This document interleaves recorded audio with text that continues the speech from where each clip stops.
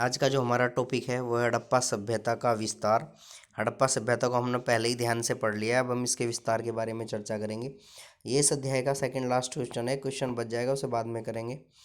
तो अगर हड़प्पा सभ्यता के विस्तार की बात करें तो हड़प्पा सभ्यता विश्व की, मैंने बताया था, 4 प्राचीन सभ्यताओं में से एक है, जो भारत, पाकिस्तान और अफगानिस्तान में फैली हुई थी।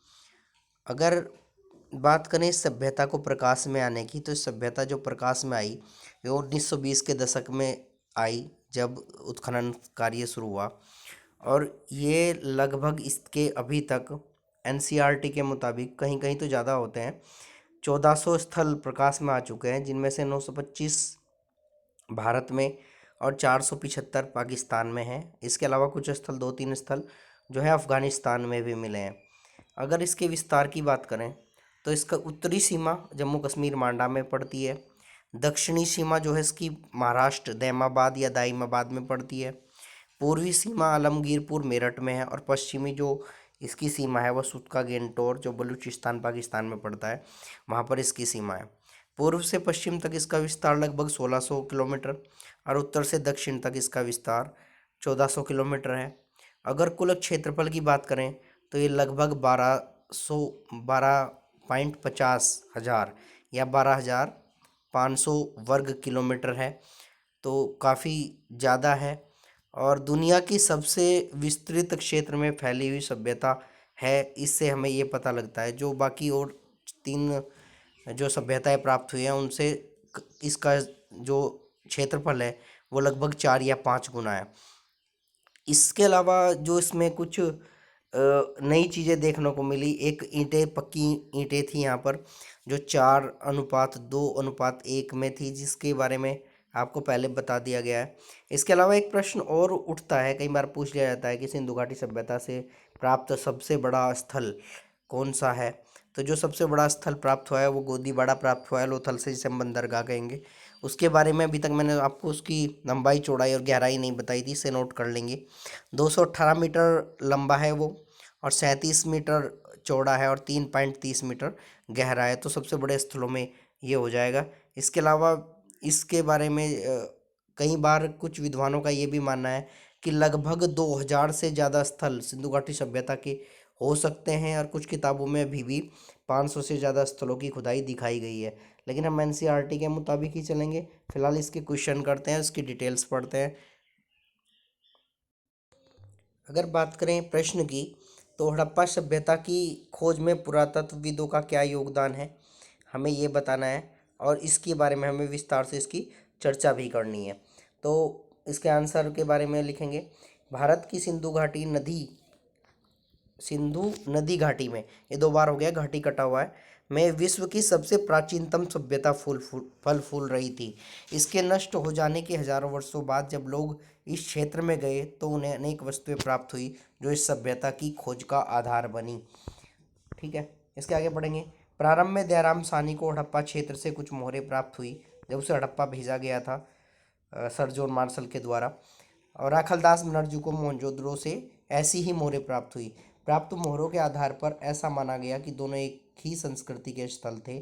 भारतीय पुरातत्व सर्वेक्षण विभाग के महानिदेशक सर जॉन मार्शल ने 1924 में सिंधु घाटी में नई सभ्यता की खोज की घोषणा की। अनेक प्रयासों से इन स्थलों को सुरक्षित रखने के प्रबंध किए गए। अब बात करें विस्तार की। विस्तार मैंने बता दिया है, वो चीज़ नोट कर लेना, इस प्रश्न में नहीं लिखी हुई है कि ये उत्तर में मांडा से, दक्षिण में दाइमाबाद तक, और पूर्व में आलमगीरपुर से, और पश्चिम में सुतका गेंदोर तक विस्तृत थी। इसकी जो ऊपर से उत्तर से दक्षिण तक जो लंबाई या चौड़ाई कहें, क्योंकि लंबाई तो लंबी होती है, 1400 किलोमीटर, वह पूर्व से पश्चिम तक इसकी जो लंबाई है वो 1600 किलोमीटर थी। इसके बारे में पढ़ लेंगे। अब इसकी जो मेन फैक्ट है वो ये है कि अगस्त 1947 में भारत विभाजन के समय, जब भारत का विभाजन हुआ, इस सभ्यता के केवल 40 स्थलों के बारे में ही जानकारी थी। देखो, कहीं कहीं 50 लिखा था, लेकिन हम 40 ही मानेंगे। 40 स्थलों के बारे में जानकारी थी, परंतु निरंतर खोजों के परिणाम स्वरूप लगभग 1400 स्थान प्राप्त हो चुके हैं। एनसीईआरटी के मुताबिक फिलहाल 1400 प्राप्त हो चुके हैं, जिसमें 925 भारत में और 475 पाकिस्तान में है। कुछ अफगानिस्तान में मिले हैं 5-7 के करीब, उसे भी लिख लेंगे अगर ज़रूरत पड़ेगी, नहीं तो कोई ज़रूरत नहीं है उसकी ज़्यादा। इसका विस्तार पूर्व से पश्चिम तक लगभग 1600 किलोमीटर और उत्तर से दक्षिण तक 1400 किलोमीटर था। स्थल को नाम लिख देंगे मांडा से दाइमाबाद और आलमगीरपुर से सुतका गेंडोर। यह क्षेत्र मिस्र व मेसोपोटामिया की कुल क्षेत्र का लगभग 20 गुना बड़ा है। मैंने आपको बताया था कि यह सभ्यता बाकी सभ्यताओं से बहुत ज़्यादा गुनी बड़ी है। अब देखो मिस्र व मेसोपोटामिया का कुल क्षेत्र को मिला दें तो उसका 20 गुना बड़ा हो गया। यह लगभग 12,50,000 वर्ग किलोमीटर क्षेत्र में फैली हुई थी। पहले थोड़ा सा गलत भूल गया, वो 12,500 बोल दिया था मैंने, 12,50,000 वर्ग किलोमीटर क्षेत्र में फैली हुई थी। इसके 40 स्थान सिंधु नदी, 11, देखो 40 स्थान तो ऐसे मिले हैं सिंधु नदी के आसपास मिले हैं, 1100 स्थान मिले हैं गंगा व सिंधु के मैदान में स्थित है, जो कुल स्थलों का लगभग 80% है। पूर्व बता देंगे कि 80% जो स्थल हैं वो गंगा और सिंधु के मैदानों में पाए गए हैं, जबकि 250 स्थान जो हैं सरस्वती नदी से परे, यानी जो सरस्वती जो हमारी नदी थी कुछ उस पर मिले हैं, उसके नदी से अलग गुजरात व महाराष्ट्र में भी पाए गए हैं।